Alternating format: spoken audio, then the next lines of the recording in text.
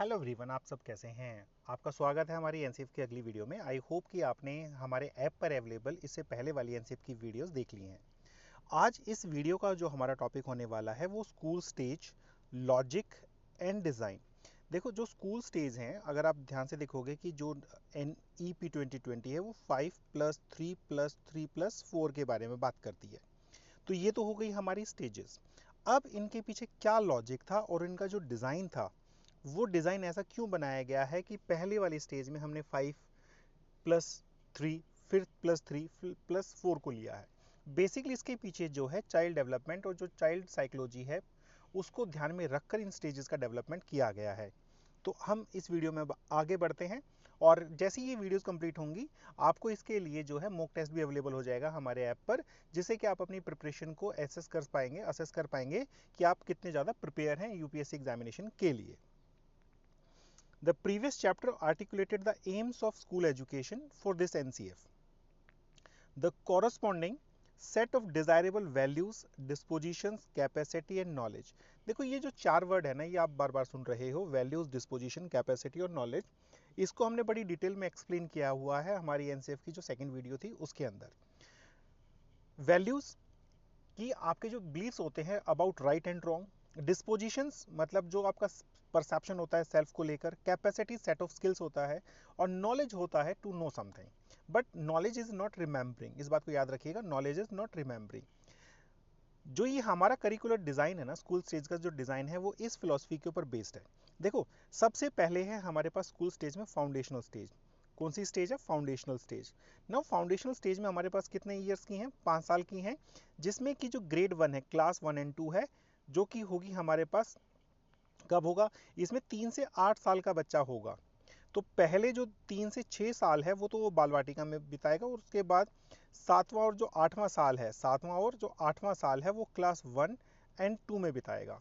मतलब सातवां साल, 7 साल कंप्लीट होके नहीं, तो जब वो 6+ हो जाएगा तो वो क्लास 1 या ग्रेड 1 में आएगा, और जब वो 7+ हो जाएगा तो वो ग्रेड 2 में चला जाएगा। Now this is called as foundation stage. और फाउंडेशनल स्टेज की जो पेडागोजी होगी बेसिकली वो क्या होगी? प्ले बेस्ड होगी, एक्टिविटी बेस्ड लर्निंग होगी। प्ले बेस्ड होगी और एक्टिविटी बेस्ड होगी। क्लास 1 में जो है टेक्स्ट बुक आ जाती हैं, लाइट टेक्स्ट बुक इनिशियल हो जाती हैं, और जो इसका असेसमेंट है वो वर्कशीट्स और जो ऑब्जर्वेशन है उनसे होता है। Then we have a preparatory stage. Preparatory stage में जो बच्चा है वो 8 से 11 साल का होगा, और इसके अंदर जो क्लासेस कवर हैं वो 3 to 5th है। 3 और 5th नहीं, 3 to 5th है। This is called as the preparatory stage. This is called as the preparatory stage. इसमें जो पेडागोजी यूज होगी वो प्ले बेस्ड होगी, discovery and activity based learning होगी। Play based and discovery and activity based learning होगी। तो जब pedagogy in education आप देखोगे तो उसमें भी ये जो सारा का सारा शिफ्ट है, पैराडाइम शिफ्ट है, इसको ध्यान में रखकर ही पेडागोजीज डेवलप की जाएंगी। तो पेडागोजी इन एजुकेशन में भी काफ़ी ज़्यादा यूजफुल रहेगा आपका ये NCF. Then middle stage. Middle stage में जो बच्चों की एज ग्रुप होगी वो 11 to 14 ईयर्स है। क्लास कौन सी कवर होंगी? 6 to 8 कवर होगी। इसके अंदर now conceptual and experiential learning in the science, mathematics, arts, social science and humanities. अब देखो, वहाँ क्या था? प्ले बेस्ड और डिस्कवरी बेस्ड था। यहाँ क्या क्या है? कॉन्सेप्चुअल और एक्सपीरियंशियल लर्निंग है। कॉन्सेप्चुअल और ये एक्सपीरियंशियल लर्निंग है। यहाँ ध्यान दीजिएगा कि जो ये पहले की स्टेजेस थी इसके अंदर कॉन्क्रीट था। जो भी हमारे एग्जाम्पल्स थे, जो भी चीज़ें थी, वो कॉन्क्रीट जो सब्जेक्ट मैटर था वो था। यहाँ मिडिल स्टेज से एब्स्ट्रैक्ट मैटर स्टार्ट हो जाता है। एब्स्ट्रैक्ट मैटर जिसे बच्चा देख नहीं सकता लेकिन जिसे समझ सकता है। Then last stage is integrated 4 years, that is a secondary stage. याद रखना कि सीनियर सेकेंडरी स्टेज नाम से कोई स्टेज नहीं है इस बार हमारी एनईपी में और एनसीएफ में। So there is the secondary stage. Secondary stage will be multi disciplinary, flexible and student choice of subjects. अब जब आप देखोगे कि जो ये एज है ना, एडोलसेंस की एज है, तो एडोलसेंस की एज में ना बच्चा के अंदर कुछ कॉग्निटिव चेंजेस आ जाते हैं, साइको मोरल जो है, सोशल मोरल चेंजेस आ जाते हैं, उसके साथ उसके पास फिजिकल चेंजेस आ जाते हैं, और उसके अंदर जो भी चेंजेस आते हैं उन चेंजेस को ध्यान में रखकर ये स्कूल स्टेज बनाई गई है। That will be of integrated 4 years. इसके बाद हम आगे चलते हैं। तो आगे चलने की में हमने देखा कि जो 5+3+3 और 4 की जो स्टेजेस हैं क्यों बनाई गई हैं? This is based on the physical, cognitive and socio emotional ethical development of the children. कि पहले 5 साल में उसका क्या चेंजेस आता है, फिजिकल, कॉग्निटिव और सोशल, इमोशनल, एथिकल डेवलपमेंट। उसके बाद अगले 3 साल में, फिर अगले 3 साल में और लास्ट के 4 साल में। तो बच्चों के जो फिजिकल और कॉग्निटिव डेवलपमेंट है ना, उस और सोशल और इमोशनल, एथिकल जो डेवलपमेंट है, उसको ध्यान में रखकर ये 4 स्टेजेस बनाई गई हैं। Now the 4 stages of schooling, the specific considerations for curricular structure. अब करिकुलर स्ट्रक्चर का क्या मतलब है कि जो सब्जेक्ट स्ट्रक्चर होगा उसमें ध्यान, content, pedagogy, assessments for each of these stage and their relevance for achieving the aims of the school education. अब ये जो चैप्टर है ना पूरा एक्सप्लेन कर रहा है कि भाई इस जो 4 स्टेज ऑफ ये बनाई है हमने स्कूल स्टेजेस, इनका लॉजिक क्या है, और हर एक स्टेज में जो करिकुलर स्ट्रक्चर होगा वो क्या होगा, कंटेंट क्या होगा, पेडागोजी कैसी होगी, और हर एक स्टेज का असेसमेंट कैसे किया जाएगा। So this chapter explains it fully. और जब आप ये सारी चीज़ें पढ़ लोगे ना, एनसीएफ, एनईपी, इवैल्यूएशन, मेजरमेंट, तो आप इसको ना मल्टी डिसिप्लिनरी अप्रोच से देखोगे कि भाई जो चीज़ें ना वो इंटरकनेक्टेड हैं। The central logic of dividing the schooling into 4 stages based on our current understanding of the child development and increasing complexity of concept and requirement of capacities in different curricular areas। देखो simple सी बात है कि भाई जो 4 stages में हमने develop किया है, जो डिवाइड किया है, वो बच्चे के डेवलपमेंट को ध्यान में रखते हुए, जितना आज तक हम जान पाए हैं कि डेवलपमेंट स्टेजेस ऐसे ऐसे होती हैं, तो उसी डेवलपमेंट स्टेजेस के बेसिस पे हमने स्कूल स्टेजेस को क्लासीफाई किया है। Then first of all child development, इसमें सबसे पहले वो क्या है, चाइल्ड डेवलपमेंट, कि भाई बच्चे का विकास होता कैसे है। Around the world the experiences of children growing are different. भाई जो वर्ल्ड होगा ना उसके अंदर जो चिल्ड्रन का जो ग्रो करने का पैटर्न होगा वो डिफरेंट हो सकता है, depending on various circumstances, social, cultural, economic.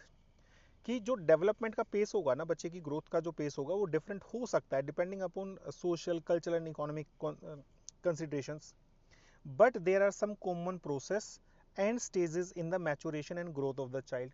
देखो जो ये चीज़ है ना कि जो बच्चा है वो कुछ एक पर्टिकुलर स्टेज होगा, वर्ल्ड के किसी भी में रहे, कैसा भी उसका एटमॉस्फेयर रहे, लेकिन वो इन्फेंट से चाइल्डहुड में ही जाएगा। ऐसा नहीं हो सकता कि इन्फेंसी से वो डायरेक्ट मिडिल चाइल्डहुड में चला जाए।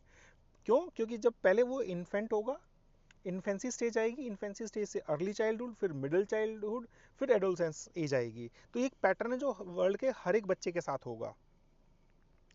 Child development is influenced by the interplay of 3 different processes, namely biological process, cognitive process and socio emotional processes. जो चाइल्ड का डेवलपमेंट है ना वो इन 3 प्रोसेस से ही इंपैक्ट होता है, बायोलॉजिकल प्रोसेस, कॉग्निटिव प्रोसेस और socio emotional process. Now what are these, what are the biological processes? Biology में क्या आएगा, जेनेटिक्स, कि जो जेनेटिक फैक्टर्स हैं या कुछ ऐसे फैक्टर्स होते हैं जो बिना डीएनए को इम्पैक्ट किए मतलब किस कोई जीन कितना ज़्यादा प्रीडोमिनेंट होगा वो डिसाइड करते हैं। The genetic and the epigenetic factors and material conditions have an impact on the child's body such as weight, height, development of the brain। ये जो है उसको हेरिडिटरी भी मिल सकते हैं, जो उसके अंदर डीएनए के जीन्स होंगे, डीएनए में जो जीन्स होते हैं बच्चे के वो डिपेंड करते हैं कि बच्चे की हाइट क्या होगी, वेट क्या होगा, उसका डेवलपमेंट ऑफ ब्रेन क्या होगा। Then cognitive processes, cognitive experiences and stimulation affects child's thought process, intelligence and use of language. जो उसके एक्सपीरियंसेस होते हैं जिनको वो ब्रेन से नोटिस करता है, उसके ऊपर भी, और जो उसको स्टिमुलेशन मिलते हैं कोई काम करने के लिए या किसी चीज़ को ग्रैस्प करने के लिए, तो वो भी जो बच्चे की डेवलपमेंट है, कोग्निटिव डेवलपमेंट है, उसके ऊपर बहुत ज़्यादा इम्पैक्ट डालता है। उसके बाद है हमारे पास socio emotional processes.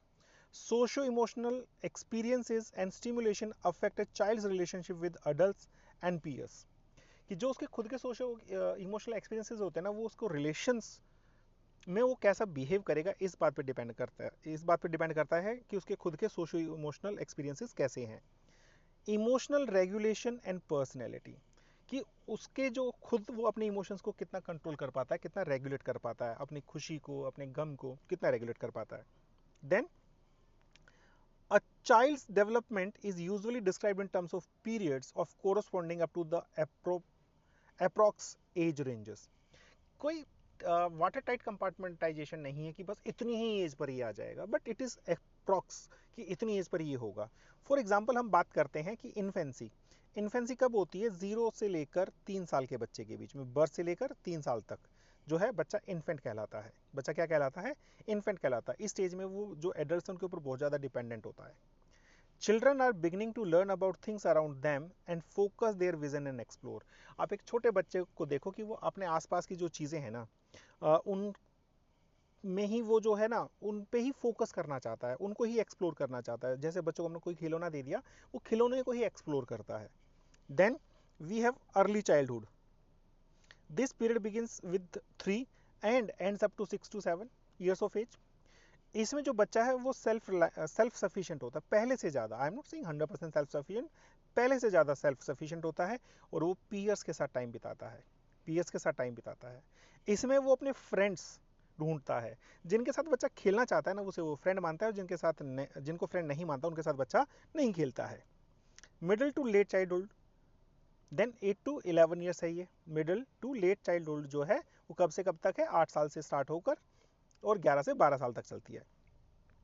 During this period children master the fundamental capacities of understanding for survival and growth. इसमें जो बच्चा है वो फंडामेंटल स्किल्स लेकर आता है जो कि ज़रूरी हैं उसके सर्वाइवल और ग्रोथ के लिए। They grow physically, physical growth होती है, इमोशनली। अब आप देखो छोटा बच्चा है, इन्फेंट था या अर्ली चाइल्डहुड में था ना, आपने उसको कुछ कहा वो जल्दी रोना शुरू कर देगा, जल्दी इमोशनल हो जाएगा। लेकिन यहाँ जो है बच्चा जो इमोशनली ग्रो कर जाता है एंड कॉग्निटिवली भी वो चीज़ों को ज़्यादा बेहतर समझता है through exposure to the wider world around them and their culture, through the wider world around them and their culture. इसीलिए यहाँ मिडिल स्टेज में जो है वो जो टेक्स्ट बुक है वो अब एब्स्ट्रैक्ट, अब जो है एब्स्ट्रैक्ट फैक्टर्स जो है उसमें ऐड किए जाने लगे हैं। उससे पहले क्या था? कॉन्क्रीट था। उससे पहले क्या था हमारे पास? कॉन्क्रीट था। तो एब्स्ट्रैक्टिज्म कब से आएगा? मिडिल स्टेज से ही आएगा हमारे पास। उसके बाद हमारे पास आती है एडोलसेंस की stage. Now this period is the transition period from childhood too early adulthood. Adult मतलब चाइल्डहुड यहाँ से छूटता जा रहा है और अडल्टहुड अब तक फुल्ली आया नहीं है। तो अर्ली अडल्टहुड आने तक का जो टाइम पीरियड है that is called as adolescence. A child enters adolescence approx at the age of 12। अब एडोलसेंस के साथ क्या होगा? रैपिड फिजिकल चेंजेस आएंगे, gains height, weight, changes body contour, development of secondary sex characteristics at this stage। अब यहाँ सबसे important है, at this stage the development of identity and quest for independence is the central theme in children। जो adolescence बच्चा होता है ना वो अपनी खुद की आइडेंटिटी क्रिएट करना चाहता है, वो इंडिपेंडेंस ढूंढता है, उसकी चाहत होती है कि वो इंडिपेंडेंट रहे, independency becomes primary focus. Now development across domains. अब देखो यहाँ वर्ड आता है डोमेन्स। अब जब हम बात करते हैं ना डोमेन्स की, तो डोमेन्स में 3 डोमेन्स आते हैं, कॉग्निटिव डोमेन, अफेक्टिव डोमेन और साइकोमोटर डोमेन। तो इन तीनों डोमेन्स में कैसे कैसे डेवलपमेंट स्टेजेस हैं, कैसे कैसे डेवलपमेंट है, उसको हम डिस्कस करते हैं। सबसे पहले वो आता है फिजिकल डेवलपमेंट। सबसे पहले क्या है हमारे पास? Physical development. फिजिकल डेवलपमेंट में जो है वो हाइट एंड वेट है। अब देखो ये जो भी हम डेवलपमेंट देखेंगे ना, ये हम वही देखेंगे कि भाई इन्फेंसी में क्या था, चाइल्डहुड में क्या था और एडोलसेंस में क्या है। Height and weight increase rapidly during infancy. Infancy में जो है हाइट एंड वेट सबसे मतलब तेज गति से बढ़ता है। By their first birthday infant nearly triple their weight. अगर कोई बच्चा 1 किलो का पैदा हुआ है तो by the first birthday that will be 3 kg approx है। ये स्टडीज के ऊपर बेस्ड है, एम्पेरिकल एविडेंसेस के ऊपर बेस्ड है। Then a child reaches early childhood, the percentage growth of height and weight decreases with each additional year. कि जो उसमें जो परसेंटेज ग्रोथ हो रही थी ना, जैसे वो इन्फेंसी में सबसे ज़्यादा ग्रो किया, लेकिन जब वो अर्ली चाइल्डहुड में जाएगा तो हर 1 साल बढ़ने के साथ उसकी जो परसेंटेज ग्रोथ है वो लगातार धीमी होती चली जाएगी। Then puberty occurs approx 2 years early for girls then the boys. It is self explanatory. इसमें जो सबसे बड़ी चीज़ है ना कि जो एडोलसेंस है, then middle and late childhood is calm before the rapid growth spurt in adolescence. भाई इन्फेंसी में ज़्यादा हुई, मिडल और जो लेट चाइल्डहुड है उसमें जो है ग्रोथ जो है स्लो डाउन हो जाती है, काम डाउन हो जाती है। आई एम नॉट सेइंग कि ग्रोथ नेगेटिव हो जाती है, बट ग्रोथ जो है उसका जो चेंज होने का पेस है, इंक्रीज होने का पेस है, वो कम हो जाता है। एडोलसेंस में फिर से एक बार ग्रोथ जो है एकदम से होने लगती है। Then sensory and motor development. Motor का मतलब होता है जो फिजिकल जो हमारी कैपेसिटीज होती हैं, एबिलिटीज होती हैं। Infant and children begin rolling, sitting, standing, and develop other motor skills in a particular sequence with specific time frames. जो स्पेसिफिक टाइम फ्रेम्स है ना, उसमें जो बच्चा है ये मोटर स्किल्स डेवलप करता है इन अ प्रॉपर सीक्वेंसिंग। जैसे कि पहले रोलिंग है, देन सिटिंग है, उसके बाद स्टैंडिंग है, ये सब चीज़ें। Infants are born with certain reflexes. Infants जो हैं वो बोर्न होते हैं विद सर्टेन रिफ्लेक्सेस, मतलब बाय बर्थ उनके अंदर वो रिफ्लेक्स होती हैं। Now reflexes govern the newborn's movement. जो रिफ्लेक्स होते हैं ना, वो नवजात जो बच्चा होता है उसके जो मूवमेंट होंगे वो कैसे होंगे, ये उसके रिफ्लेक्सेस पे डिपेंड करता है। Which are automatic and beyond their control. Reflexes can not be controlled. Reflexes are genetically carried survival mechanism. अगर ये रिफ्लेक्सेस ना हो तो बच्चा शायद सर्वाइवल ना कर पाए, इसलिए सर्वाइवल रिफ्लेक्सेस उसके बाई बर्थ मिलते हैं उसे। जैसे sucking, rooting, Moro reflex when a baby gets startled by an unexpected sound, light और मूवमेंट। अब उसके सामने आप एकदम से कोई मूवमेंट कर दो या एकदम से कोई साउंड आ जाए या लाइट आ जाए, तो जो बच्चा है वो एकदम से रिफ्लेक्ट देता है आपको, एकदम से उसका मतलब क्या करता है, रिएक्शन देता है। All of which typically disappear after 3 to 4 months। 3 से 4 महीने बाद वो सारे के सारे डिसअपियर होने लग जाते हैं। Some reflexes such as blinking and yawning persist throughout life.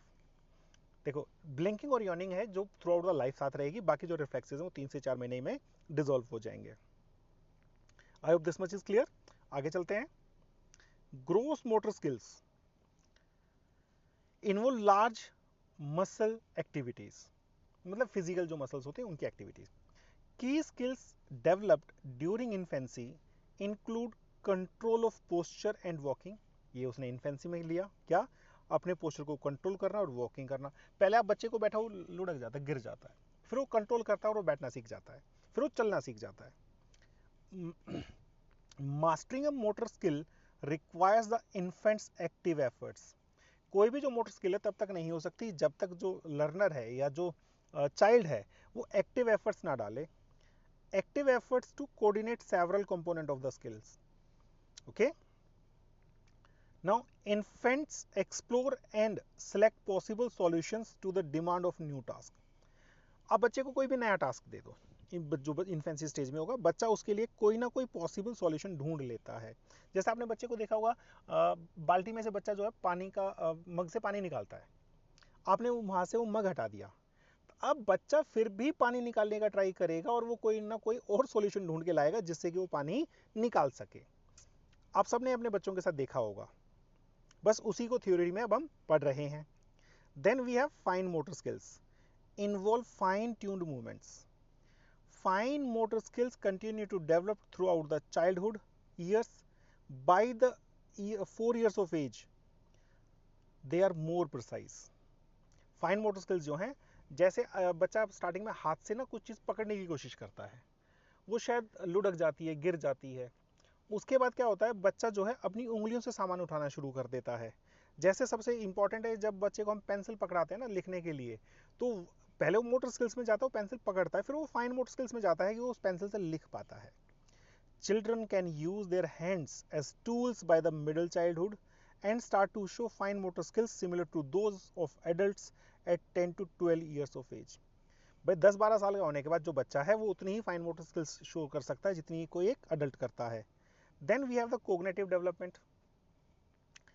Children construct their own cognitive worlds, building mental structures to adapt to the world. भाई इस जो वर्ल्ड है ना, उसमें अडेप्टेबिलिटी के लिए जो बच्चा है वो अपना खुद का एक कोग्निटिव वर्ल्ड क्रिएट करता है। The progression of cognitive development from infancy to adolescence can be seen as described below। कि cognitive development के जो stages होंगे या कैसे कैसे जो infancy से लेके adolescence तक जो cognitive development है वो कैसे होगा, वो हम अब देख पाएंगे इनमें। सबसे पहले infancy stage में, infancy कब है, 0 से 3 साल तक, बर्थ से लेके 3 साल तक। The infant organises and coordinates sensory experiences. Sensory experiences हमने पहले भी पढ़ा था जब हमने इंडियन स्कूल्स ऑफ थॉट पढ़े थे, तो उसमें हमने सेंसरी एक्सपीरियंसेस के बारे में पढ़ा है। Such as seeing and hearing with physical movements, कि जब छोटा बच्चा होता है ना, कोई ताली बजाता है उसके सामने या उसके सामने कोई क्लिकिंग करता है, तो उसके बाद बच्चा सीखता है देखकर और सुनकर, वो अपने एक्सपीरियंसेस कलेक्ट करता है। They quickly learn or able to understand that things they see continue to exist even though these things are no longer around them. जब बच्चे के आसपास में वो चीज़ें नहीं होता तो भी बच्चा उनको ये मानता है कि वो चीज़ें एग्जिस्ट करती हैं। They can scan patterns actively, display growing capacity for remembering in the ways that current neuroscience is still exploring. जो बच्चा है ना, वो रिमेंबरिंग की जो कैपेसिटीज है उसको ग्रो करता है, और इस बात को आज की जो न्यूरो साइंस है वो अभी भी एक्सप्लोर कर रही है कि ऐसा हुआ कैसे है। Next one, early childhood. The child's mental life is becoming more expensive with experiences. अब जो अर्ली चाइल्डहुड होगा ना, उसमें जो बच्चे के एक्सपीरियंसेस वो बहुत ज़्यादा एक्यूमुलेट हो चुके होते हैं। Their capacity for the new vocabulary and making mental pictures allow for more learning about the world and the other people. जो उनकी कैपेसिटी होती है ना, वो बहुत ज़्यादा एनहेंस्ड होती है अर्ली चाइल्डहुड में, to develop the vocabulary and making mental pictures about the people and the things around the world. जो उनके आसपास की चीज़ें हैं ना, वो उनके बारे में बहुत अच्छे से मेंटल पिक्चर्स क्रिएट कर पाते हैं और न्यू वोकेबलरी डेवलप कर पाते हैं। Their memories can hold as much more than the adults sometimes give them for credit. Now, जो उनकी जो मेमोरी पावर, मेमोरी की जो स्टोरेज है ना, they can be immense and they can be greater than the many of the adults. Now, cognitive development in the middle childhood. Child can think through reasons using language and ideas. Child can think through the reasons using language and ideas and understand well how people and things work around them. अब जो बच्चा है ना, वो समझने लगा कि उसके आसपास की चीज़ें कैसे काम करती हैं। and give order to these things in terms of value and size. वो इनको ऑर्डर देता है, प्रायोरिटाइज करता है, किस बात के ऊपर, उनकी वैल्यू और उनके साइज के ऊपर। अगर आप बच्चे को देखो छोटा केक दो और बड़ा केक दो, तो बच्चा क्या चुनेगा? बड़ा केक चुनेगा, क्योंकि उसने प्रायोरिटाइज कर लिया। They even devise ways to remember better and are able to analyze, problem solve and imagine alternatives. In the middle childhood, जो बच्चा है ना, वो डिवाइस कर लेता है अपनी मेमोरी या रिमेम्बरिंग पावर को बढ़ाने के लिए। आर एबल टू एनालाइज, वो एनालाइज कर सकते हैं चीज़ों को। आप उन्हें कोई दो ऑप्शन दो कि भाई ये भी और ये भी है, बच्चा जो है उसमें एनालाइज करके चॉइस करेगा कि ये मुझे चाहिए। प्रॉब्लम सॉल्विंग, आप बच्चे से उसकी टॉफ़ी छिपा दो या कहीं ऊपर रख दो, बच्चा अपने आप जो है ना, उसका कोई ना कोई वे आउट निकाल लेगा कि वो उसे कैसे लेगा। इमेजिन अल्टरनेटिव्स, ठीक है आप टॉफ़ी नहीं दिला रहे तो मुझे आइसक्रीम दिला दो। अब ये इमेजिनेशन किसने की? बच्चे ने की। So this is the middle childhood. Then adolescence. The adolescent individual thinks in diverse and complex ways with growing capacity for working with ideas and logical analysis. अब बच्चे में इमोशंस की जगह क्या होने लगते हैं? लॉजिक होने लगते हैं। This enables them to plan, solve problems and systematically test solutions. Now the child is not only devising the solutions, rather the child is also testing that solution कि वो वर्केबल है या नहीं है। Then language development. इन्फेंसी में infant language development are crying. सबसे पहले वो बच्चा रोता है, then cooing, then babbling, using gestures, recognition of their name as early as 5 months, first word 10 to 15 months, vocabulary 18 months, rapid expansion of understanding words up to 2 years, and two-word sentences up to 2 years. So this is the stage where the child learns the language. Then we have early childhood. Language के बारे में पढ़ रहे हैं early childhood में। Young children increase their grasp of knowledge rules, language rules, sorry not knowledge rules, language rule system. उनको पता होता है कि पहले क्या बोलना है, बाद में क्या बोलना है। Then In terms of phonology, most young children become more sensitive to the sounds of spoken language. अब अर्ली चाइल्डहुड में होता क्या है कि जो भी लैंग्वेज में उनको साउंड्स जो दिए जा रहे हैं ना, जिस कैसे वो बोला जा रहा है, उसको वो बहुत अच्छी तरह से रिकॉग्नाइज करता है और वो उनके प्रति सेंसिटिव हो जाता है। आप बच्चे को कुछ डांट के कुछ बोल रहे हो, the vocabulary is same, but आपका जो साउंड है उससे बच्चा जो है जज करेगा, एक्सपीरियंस करेगा कि उसको मतलब उसे कैसा फील करना चाहिए, या वो कैसा फील करेगा, that depends upon your sounds.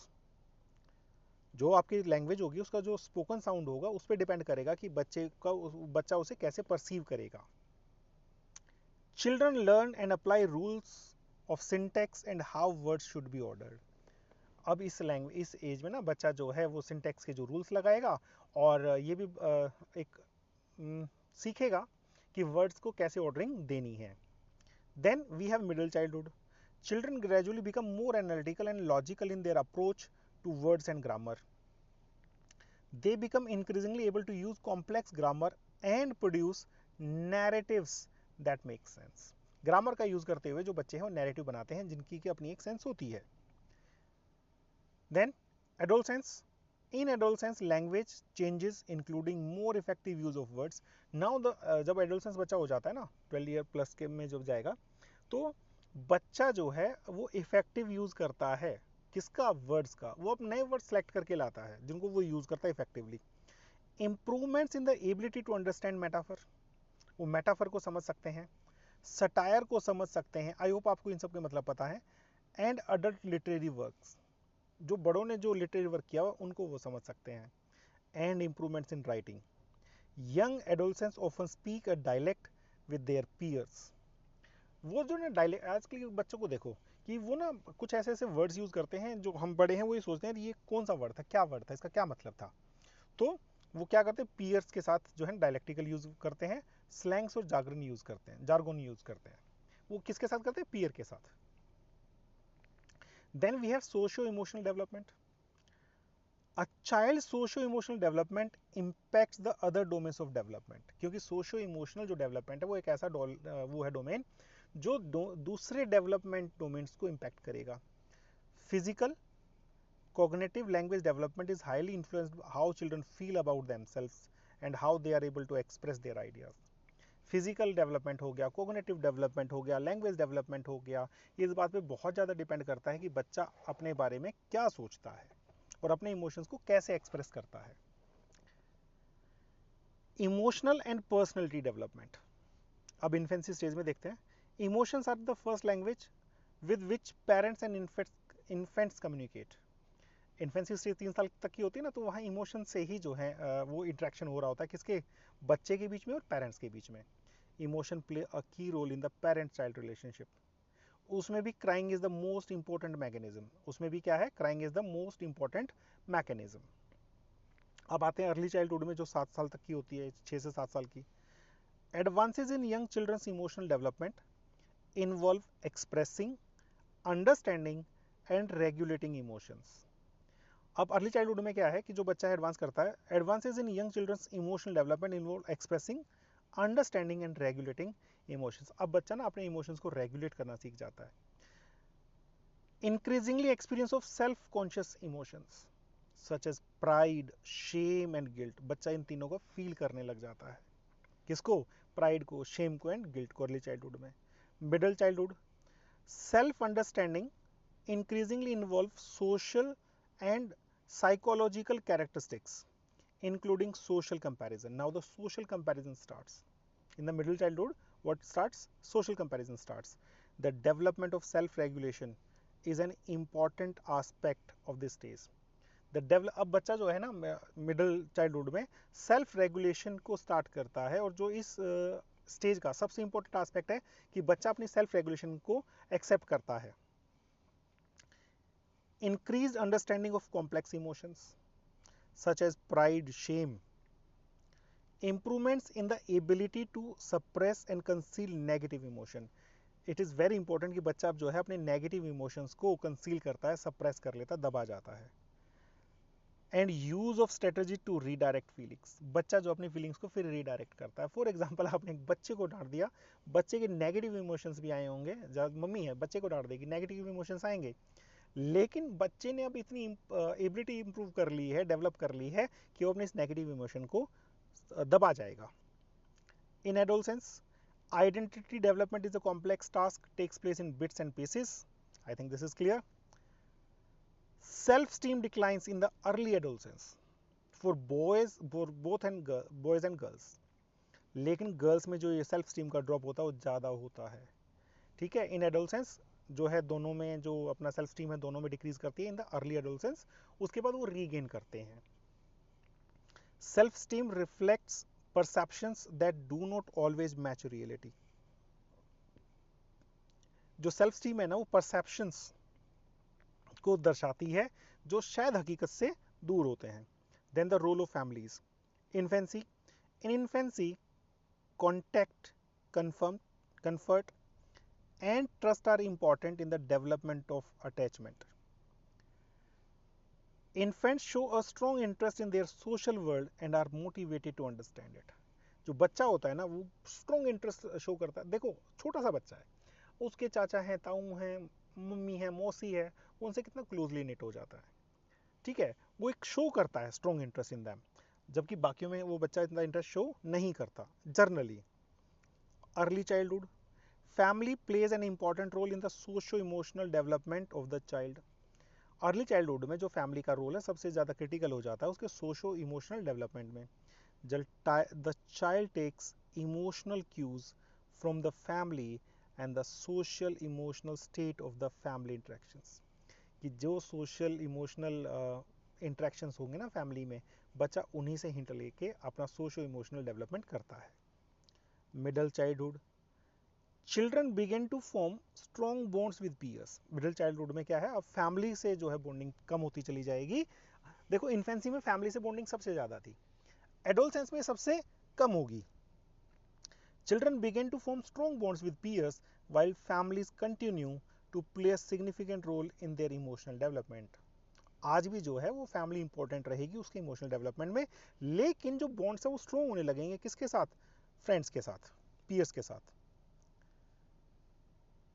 Adolescence, there is a significant shift in the influence of peers. जो पहले जो peers का influence था वो कम था, उसके बाद बढ़ता चला गया adolescence में।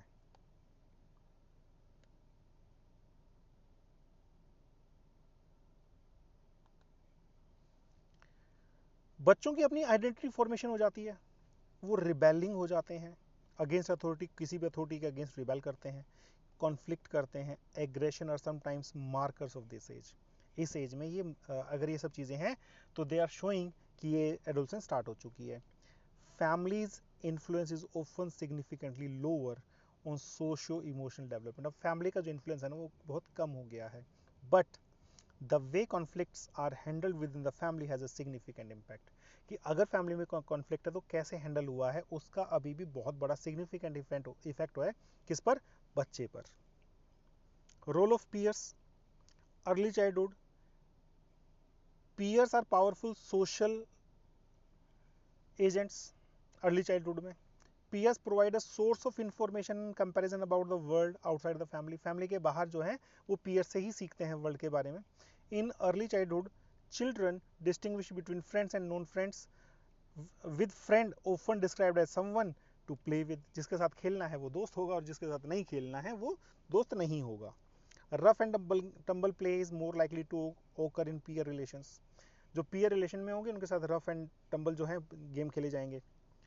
Middle childhood, children form stronger bonds with peers that go beyond the play.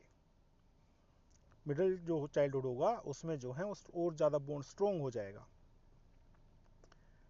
Friends group become an important source of emotional development. Now जो इमोशनल चीज़ें हैं वो कहाँ शेयर होने लगती हैं, फ्रेंड्स ग्रुप में शेयर होने लगती हैं, पीयर ग्रुप में शेयर होने लगती हैं। Adolescence, there is a significant shift in the influence of peers.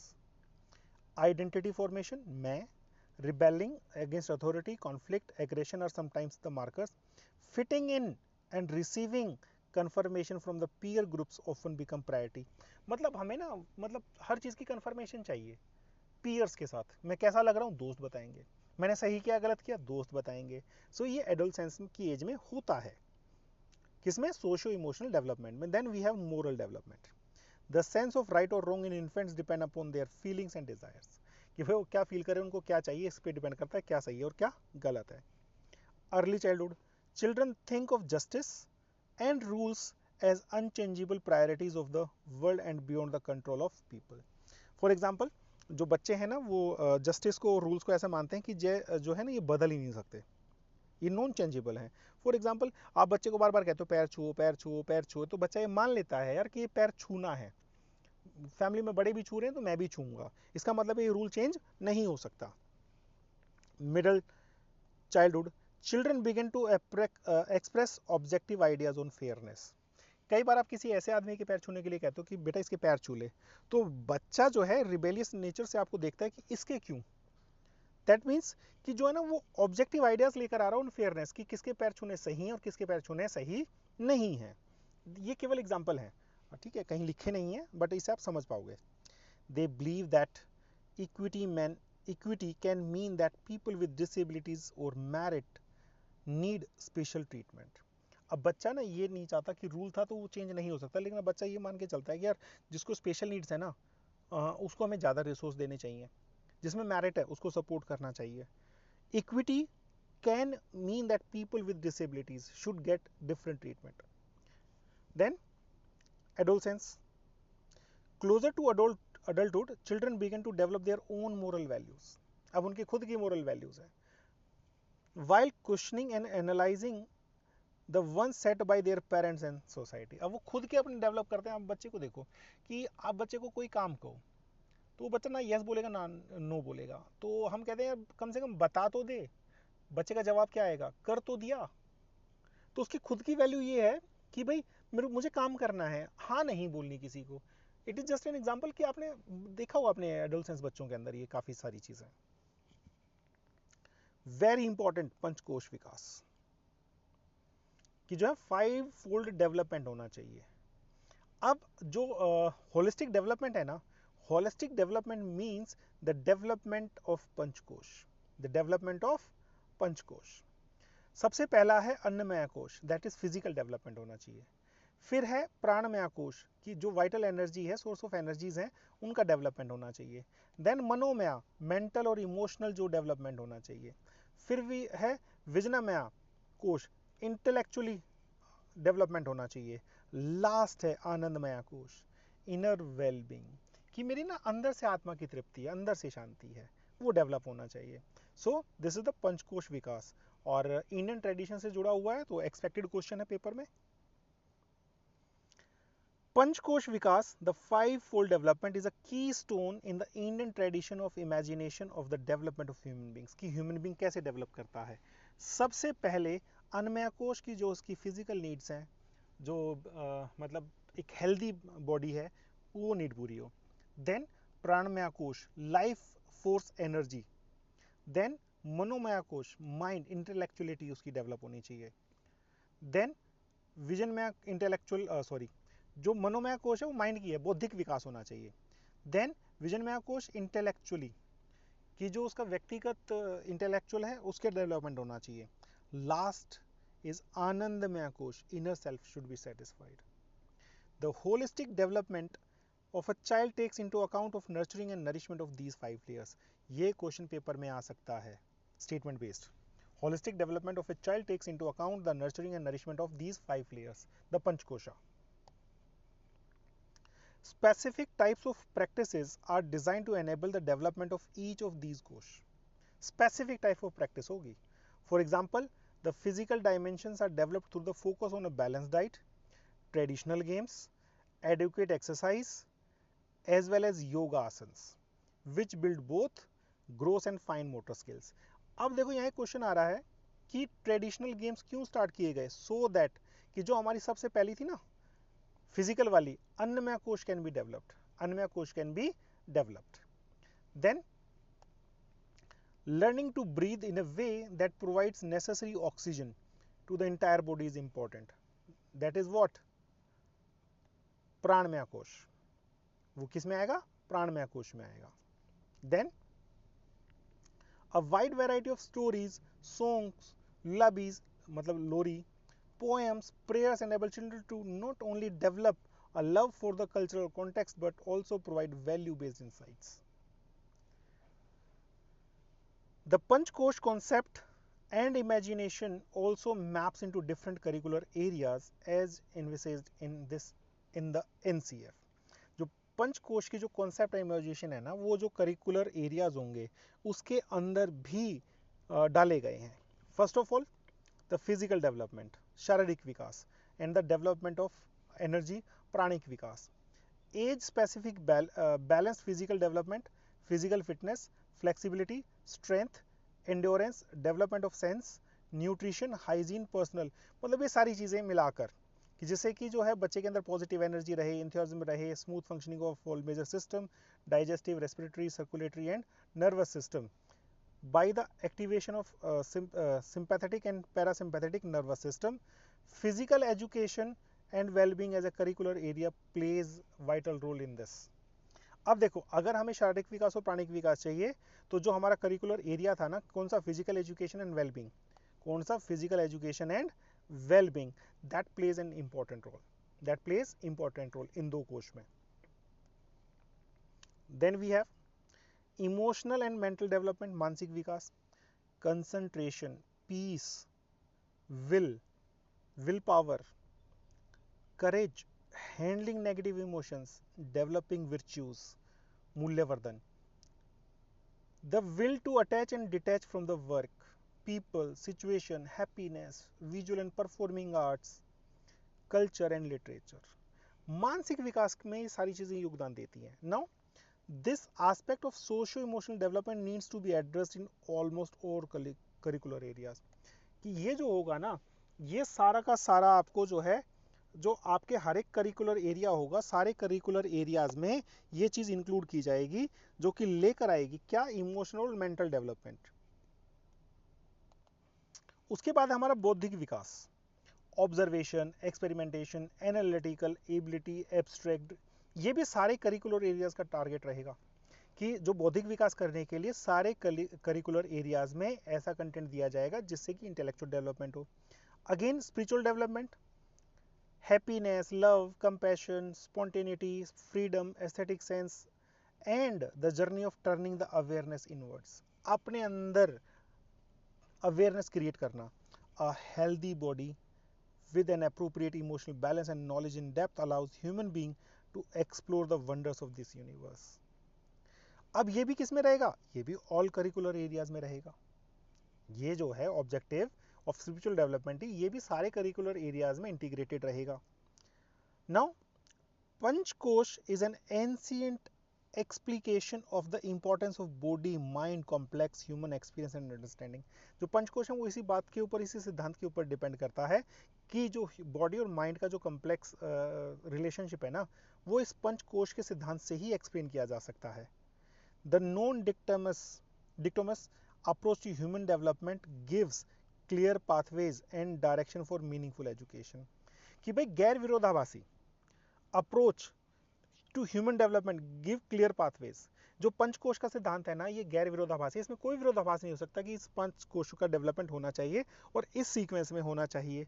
That gives the clear pathways and direction for the meaningful education.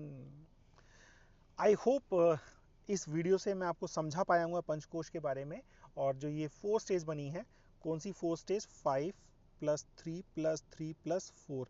इसका बेसिस क्या है? इसका बेसिस क्या है कि ये क्यों ऐसे डेवलप की गई है? तो इसका जो मॉक टेस्ट है वो ऐप पर आएगा, और mock test is very important, क्योंकि किसी भी चीज़ की जो अंडरस्टैंडिंग है, जब आप एक बार गलत ऑप्शन टिक कर लेते हो, गलती कर लेते हो, उसके बाद उसे सीखते हो, तो दोबारा गलती होने के चांसेस बहुत कम हो जाते हैं। सो मॉक टेस्ट ज़रूर दीजिएगा जब भी वो अपलोड हो जाए, और शायद इस वीक में हमारा एनसीएफ ख़त्म हो जाएगा, उसके बाद हम मॉक टेस्ट अपलोड करेंगे। Thank you, thanks a lot for your patience. अगर आपको वीडियो पसंद आई हो तो आई रिक्वेस्ट, पहली बार रिक्वेस्ट की जा रही है, please share with others and motivate others to join and submit the mock test. Thank you. Thanks a lot.